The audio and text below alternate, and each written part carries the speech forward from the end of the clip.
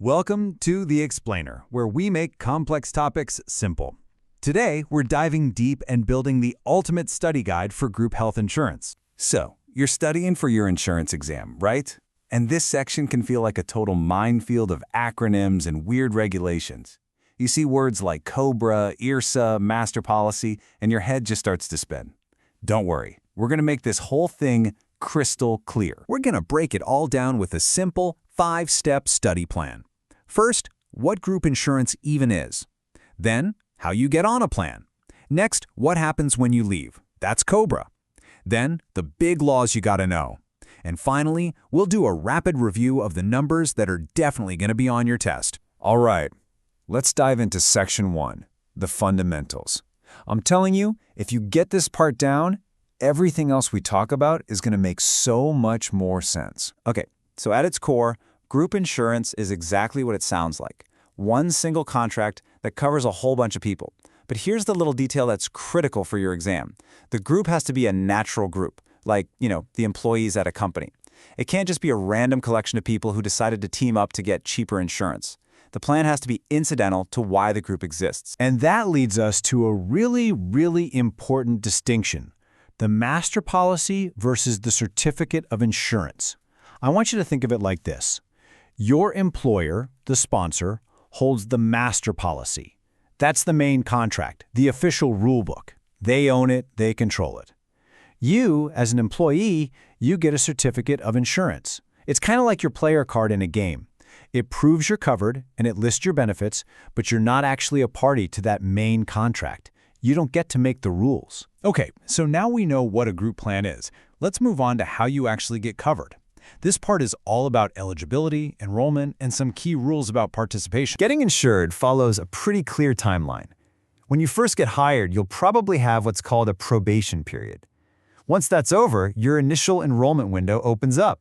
This is your golden ticket, usually about 30 days to sign up. And here's the best part: no medical questions asked. If for some reason you miss that window, you'll have to wait for the company's annual open enrollment to get another chance. All right, for what's called a contributory plan, that's where employees pay for part of the premium, you have to remember one number: 75%.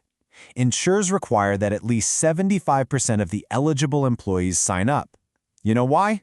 It's to stop something called adverse selection, which is just a fancy way of saying they don't want a plan where only the sickest people enroll, because that would make the costs go through the roof for everybody. Now, on the flip side, what if the plan is non-contributory? That means the employer is paying for 100% of the premium. Well, then the rule is even simpler. Participation has to be 100%. If the coverage is free, every single eligible employee has to be in. Make sense, right? Okay, Section 3. Now, this is the area that trips people up the most on the exam, so let's really focus here. We're going to talk about what happens when your coverage ends, and we're going to tackle the big one: COBRA. Let's start with COBRA itself. It's a federal law, and this is key. It only applies to employers with 20 or more employees. Think of it as a safety net. It doesn't give you free insurance. That's a common mistake people make. It gives you the right to stay on your old employer's plan for a while after you leave, as long as you're willing to pay the full premium yourself. Okay, pay close attention to this table. This is your exam cheat sheet right here. How long you can get COBRA coverage depends completely on why you lost coverage in the first place. You'll see two main time frames. If you, the employee, are terminated or your hours are cut, you get 18 months. But for your dependents, if they lose coverage because of other events, like you're deaf, a divorce, or they get too old for the plan, they get a much longer runway, 36 months. So, what's it going to cost you? Well, under COBRA, you're now responsible for the entire premium, and the employer is allowed to charge you up to 102% of that group rate. Now, that extra 2% isn't for them to make a profit, it's just to cover their administrative hassle of keeping you on their plan. And of course, there's always an exception to the rule. This one is from a related law called OBRA. If an employee is already disabled when they lose their job, that 18-month COBRA period can actually be extended all the way to 29 months. But there's a pretty big catch. For those extra 11 months, the employer can jack up the premium to as much as 150%. So, what gives all these rules their power? That brings us to Section 4. Let's look at the two big federal laws that basically wrote the rulebook for all group health plans: HIPAA and ERISA. When you see HIPAA on your exam, I want you to think of two words: portability and privacy. It makes sure that even small companies can get coverage and that it's easier to take your insurance with you when you change jobs.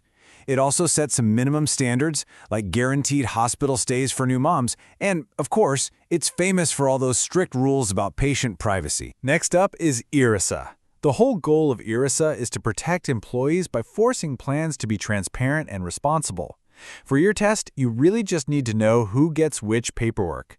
You, the plan participant, and the Department of Labor get summaries of the plan and updates on any changes. But the really heavy-duty financial stuff, like the annual Form 5500, that goes straight to the IRS. Okay, we're in the home stretch now. Section 5. Think of this as your last-minute cram session. Let's do a rapid-fire review of the numbers that are almost guaranteed to show up on your test. Let's lock these in. First up, 20 or more. That's the number of employees an employer needs for COBRA to even apply. Next, 75%. That's your minimum participation for any contributory group plan. Then we have our two COBRA timelines. First is 18 months of coverage if you're terminated or your hours are cut, and 36 months for dependents after events like death or divorce. And finally, 102%. That is the absolute maximum premium you can be charged for that COBRA coverage. And there you have it. You're not just armed with a bunch of random facts anymore. You have a solid framework for understanding how all of this works together. Use this structure and you're going to ace that exam. So what's the first concept you're going to review to lock it in? Good luck.